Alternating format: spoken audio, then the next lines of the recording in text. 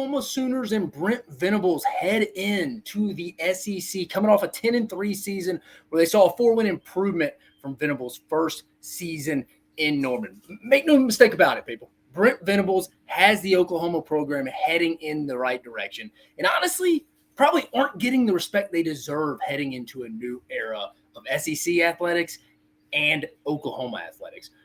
I think Joe Castiglione would agree with me. He obviously agrees with me. Give Brent Venables the contract extension where some people thought I was a little premature. And I think that's a little fair. I'm a little on that side as well, but I also believe in what Brent Venables is doing. I think Brent Venables is the future of Oklahoma football. And if you're a football guy, girl, you understand that it starts in the trenches, starts on the line of scrimmage, and that is how the Sooners have been building this roster since Brent Venables has been in Norman. But with that being said, I am here to give you the 3 biggest what-ifs for the Oklahoma Sooners heading into 2024. Welcome to the SEC Unfiltered channel, folks. I'm your host, Dave Shumate, longtime college football personnel guy that has worked in SEC football departments for roughly about 7 years.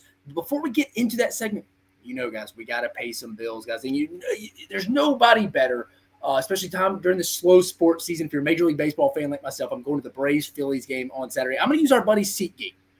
And if you're a first-time user, I'm not. But if you're a first-time user, use our code SECU for 20% off your first purchase. Guys, go see our guys SeatGeek, especially with college football coming on. But if you're a baseball fan, no better time than now. But use them when you make your fall travel plans, guys. Use them, please. They do a phenomenal job. But back to the 3 biggest what-ifs for the Oklahoma Sooners heading in to 2024. What if the Oklahoma offensive line? What if the Oklahoma offensive line is better than expected? Oklahoma lost 5 starters, 6 contributors, depending who you're talking to, within that program who you're talking to. You talk to a couple people within it, they'll tell you 5, 6. It's all over the place, but you get my point. That is a lot to replace for any team in the country, and especially for a team that is entering a league. Because remember, I mentioned it's a lot for a team entering a league that separates itself on the line of scrimmage. And Brent Venables and them, we'll talk recruiting here in a minute, but they've been doing that. They're trying. They have the blueprint to that. They've been following that. But as we all know, and as the Sooner fans definitely know, Bill Bedenbaugh is one of the better offensive line coaches in the country. I have full confidence he will have this group playing at a high level by season's end. But will that be too late? Will that be too late? They're just rolling come November. Will it?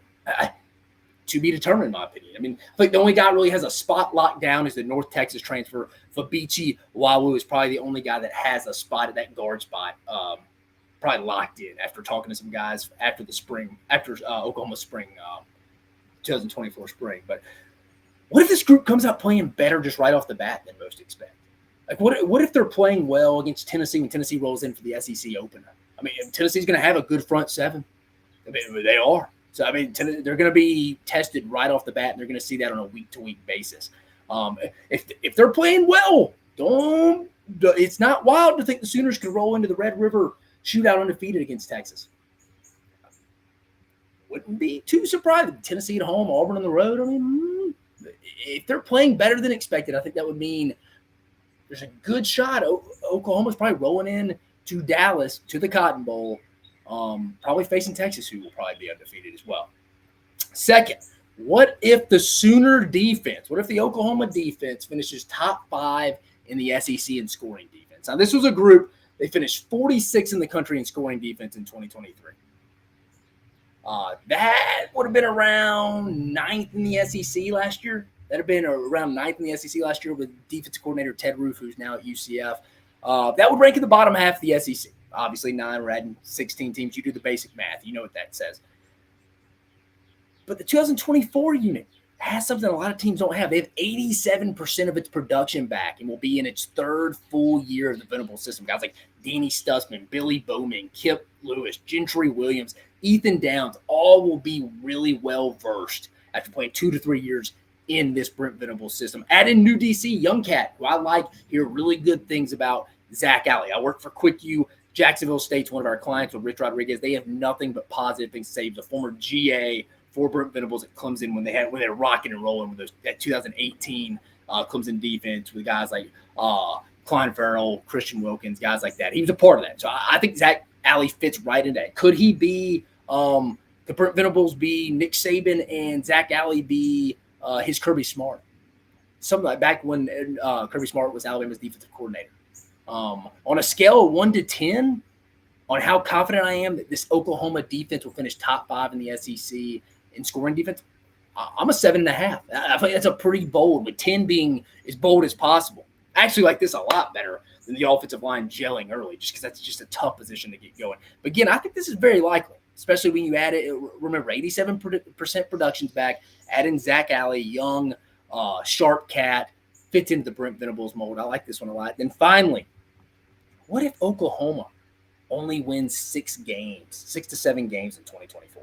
I know Oklahoma fans, you may be clicking this video off immediately now, but it's not that outside of the realm. I mean, Vegas has the over-under win total for Oklahoma at 7.5 right now, and they're usually pretty good. I mean, those big buildings in Vegas aren't there.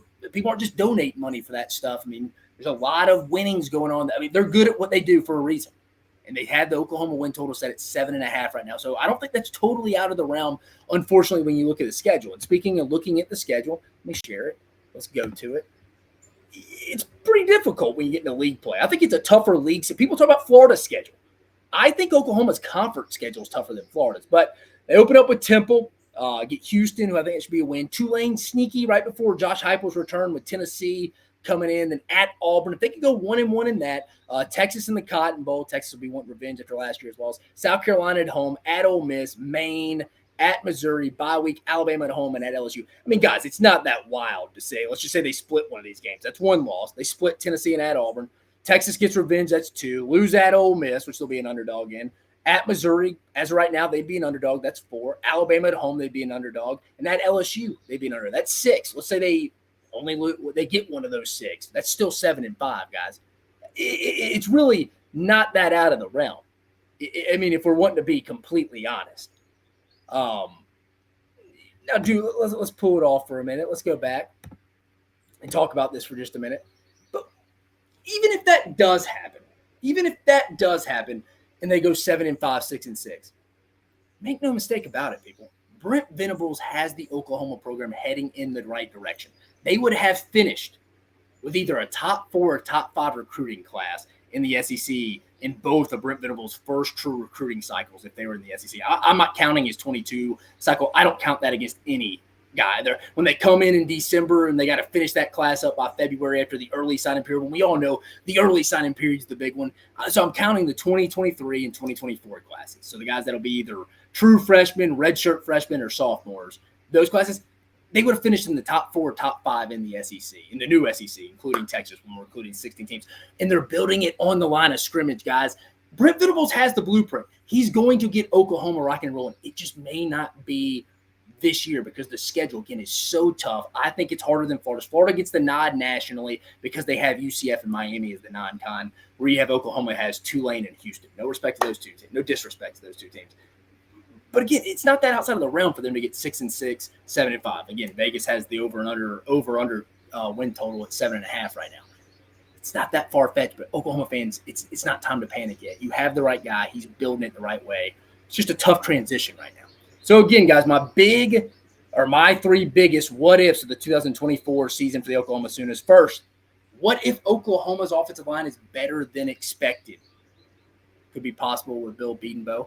Second, what if the Oklahoma defense finishes top 5 in the SEC in scoring defense? I think this is likely with Brent Venables and new DC Zach Alley. Then third, what if Oklahoma only wins 6-7 games? I think this is more realistic that Oklahoma fans want to give it credit for. Again, Vegas has it at 7.5 right now, the win total. But those are the 3 biggest what ifs heading into the 2024 season for the Oklahoma Sooners. But that will do it for me, guys. I appreciate you tuning in. I'm your host, Dave Shumate, once again coming at you from the SEC Unfiltered platform. Remember, guys, to like, subscribe, hit that notification bell as you do not want to miss any of the content we have coming at you here from the SEC Unfiltered platform. Until next time, guys, I'm Dave Shumate, and let's have a day.